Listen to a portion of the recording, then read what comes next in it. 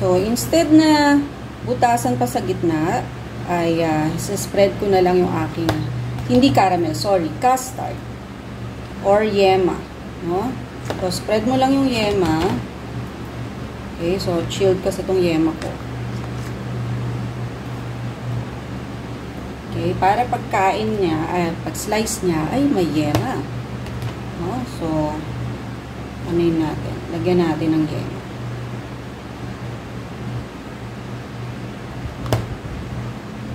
Coffee cake bars, chocolate cake, pwedeng-pwede para sa cupcake na to.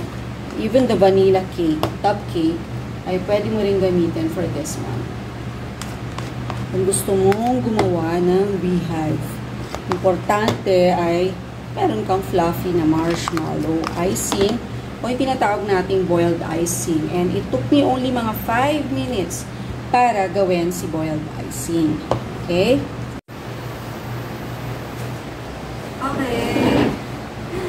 Dito na ako.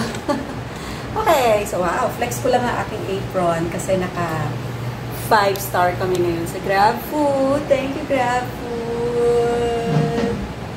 Yay! So, as a merchant, matagal na po kami nagbibenta sa GrabFood. So, ngayon ay na-awardan kami nito. So, ibig sabihin, lahat ng share ko sa inyo mga recipes ha, legit na legit at binibenta namin. So, anyway, so for today ay pakita ko lang itong ating nauuso kasi itong beehive na to. So, marshmallow fluff, no? So, ito yung ating boiled icing. So, kaya lang, ilalagay ko na lang yung recipe card dyan, no? So, minix na natin lahat ng ingredients dito except the water and the vanilla. So, make sure na simmering na ng hot water yung iyong pot at i-double boil lang natin ito. Okay? So, ito mga 5 to 6 minutes lang ito ay ready na. Kayo ika. Wala ko na papulo. Okay, so, double boil lang natin siya and pakita na lang natin sa inyo. Okay? So, yan.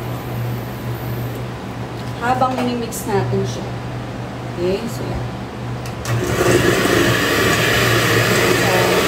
Ganito na tayo mag-boiled icing. Egg whites to and ilalagay ko yung recipe card.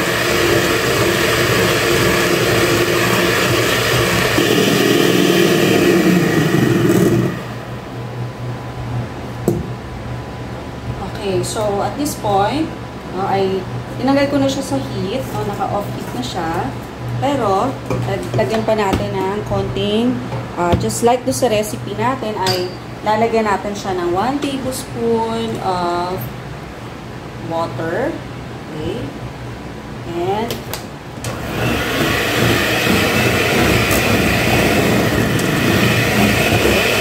then vanilla.